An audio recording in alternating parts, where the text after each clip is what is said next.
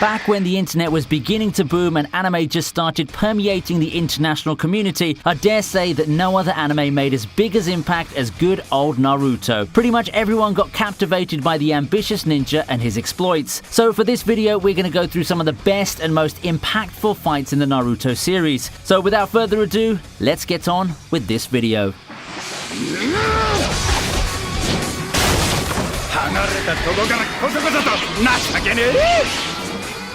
Team 10 spent part of an arc being tangled with two prominent Akatsuki members, the zombie duo of Hidan and Kakuzu. In their first big battle, things, well, they didn't go too well for the good guys, with Asuma falling in battle. With that in mind, the rest of Team 10, now temporarily led by Kakashi, gave it one more try. In the chaos of things, Shikamaru managed to isolate himself against the immortal Hidan, having decided that it's best to isolate the two Akatsuki members from one another. The genius ninja would prevail after trapping Hidan for good, while Naruto and Yamato's arrival even the odds against Kakuzu. I personally would have preferred it if Naruto didn't come at all. With that being said, the fight is still one of the best the series has to offer due to the context and the amazing animation in the anime.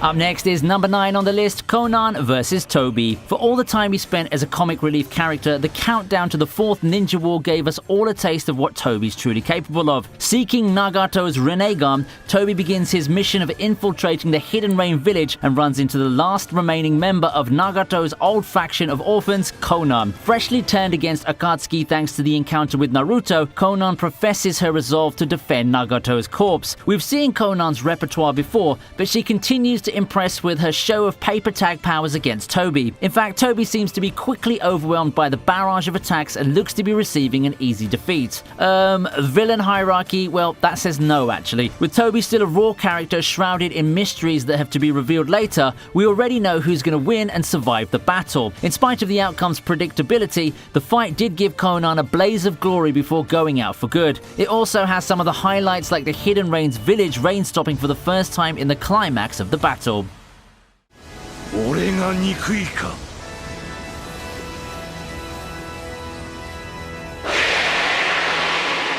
Pain's arc remains one of my favourite arcs because of the amount of action and twists. It's got a lot of cool moments such as the Pains invading Konoha and destroying it, as well as the Talk no Jutsu finale, which I think is one of the better applications of such storytelling. Ultimately, it's also thanks in large part to this climactic fight. Seeing Naruto return with his Sage mode and taking on Pain gave a lot of you goosebumps, I'm sure. The fight also included some impactful moments such as Hinata's brave last stand, which certainly showed a culmination of her character development. It also revealed further advancements in Naruto's tailed beast transformations, pushing him to power levels he'd never reached before. I really vouch for this fight to be one of the best and the most impactful ones because it ultimately serves as the epilogue of a chapter in Naruto's quest for glory. His journey's not done, not in the slightest, but as far as recognition from Konoha goes, our spunky and ambitious ninja has finally climbed that mountain after so much effort.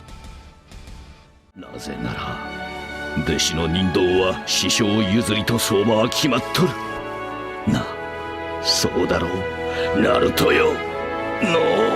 Ask anyone who's watched Naruto about what Jiraiya's most memorable battle is, and they'll tell you the tale of Jiraiya the Gallant. You'll mostly get this fight as an answer to that question, and for good reason too actually. The legendary sage spent most of his time in the series as our hero's trustworthy mentor, even if he's a bit busy ogling girls and doing all sorts of pervy things. However, the gloves come off in his infiltration mission and subsequent battle with Pain. Having already dispatched Konan, Jiraiya comes face to face with Pain. All forms of him. Pulling out all the tricks in his bag, Jiraiya manages to hold out despite the numbers disadvantage. Eventually, he falls to the sheer number of Pains, but not before putting up one hell of a fight in defeating multiple paths. Despite his defeat, Jiraiya was able to smile in the end, fully convinced that while he failed, his student would be able to save the world. 予言の子は間違いなくお前だ。あとは全て託すぞ。今それが分かったぜ。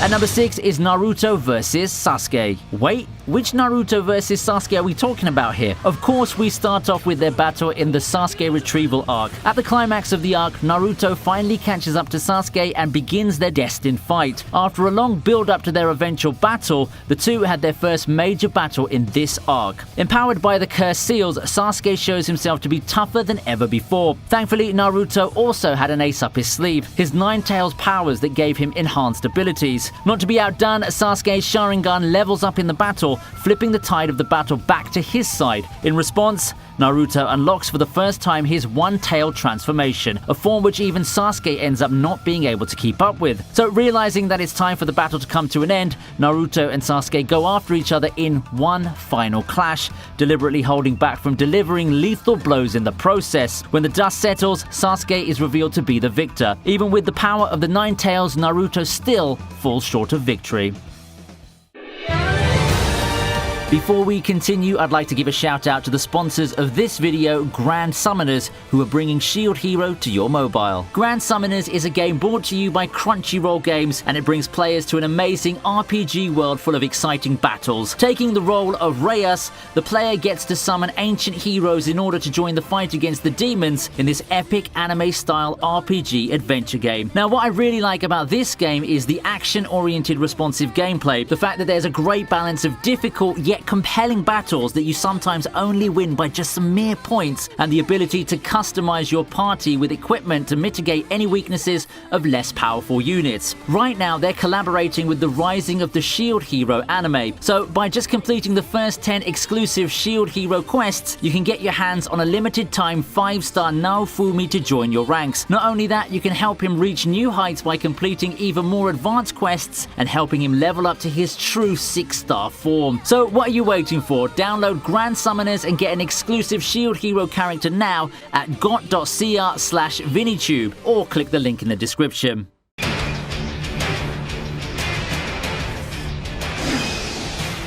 Sasuke returns for the 5th place entry on the list with his fight against Itachi. After several arcs of power-ups and impressive victories against Orochimaru, Akatsuki members, among others, Sasuke finally gets his chance to exact revenge. The fight didn't disappoint in the slightest. The brothers put on a show with their spectacle of attacks, each not willing to be outdone by the other. Both combatants left nothing on the table and even unleashed never-before-seen techniques on each other as Zetsu watched on. Even with all of his training, Sasuke still seemed to be unable to defeat his brother at the climax of the fight. Orochimaru also had a surprise appearance towards the end, but thanks to Itachi's efforts, the sinister serpent ninja was defeated for good moments before Itachi himself died of exhaustion. It's been his motivation for the entire series, and Sasuke finally accomplishes his goal of finally defeating his brother. So why then does this victory feel so empty for our fallen hero, hey? Even in defeat, Itachi still manages to give us an emotional farewell while revealing a sympathetic side to his story.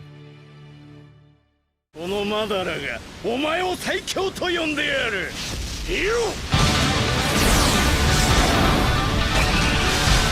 If you've got a few fights and chances to prove yourselves, you better make damn sure that you make an impact with those few chances you have. Who knew that after being a side character known more for comedy, Might Guy would come out in one of his few fights and put on one of the best shows in the entire series. The battle against Madara is highlighted with Guy finally releasing all 8 gates, the culmination of his signature technique. Seeing as it's now Madara himself in front of him, Guy doesn't pull back and unleashes his full power in a scene that many Naruto fans would remember for years to come. The fact that Guy is facing off against the guy who's overcome everything thrown at him, even destroying an army with ease, and even looked like he was winning for a part of it, just goes to show how powerful Rock Lee's mentor really is. Guy even manages to obliterate part of Madara's torso before succumbing to the use of all 8 gates. Obviously, Guy of all people wouldn't be the one to put Madara down for good, but he did pretty well for himself now, didn't he? Earning the respect of one of the strongest ninjas in history is one massive accomplishment. Looks like Guy was saving us all for this one big fight.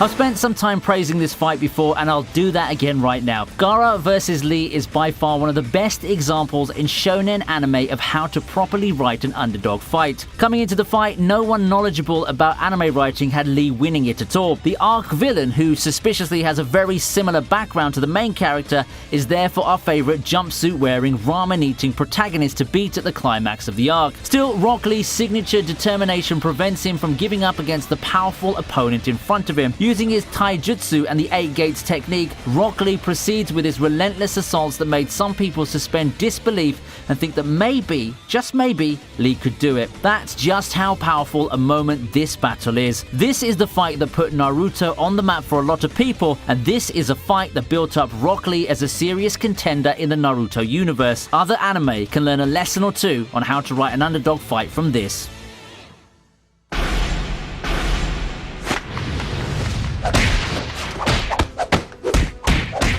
Second on the list, and we have, once again, Kakashi vs. Obito. I've made many videos that feature this fight, and it's no surprise that this fight finds its way onto yet another list. Obito vs. Kakashi for me isn't only the culmination of one of the more storied character plotlines in the series. Not only is the battle a very well built up one with an intense backstory and hype, it's also peak hand-to-hand combat in Naruto. The animation team spared no expense here, and the flurry of exchanges got encapsulated thanks to their hard work. Make no mistake though, the battle within Kamui is a feast for the eyes, and you'd be missing out if you didn't watch it. If there's a fight to watch the entire series of Naruto 4, in terms of animation and pace that is, this would surely be one of those.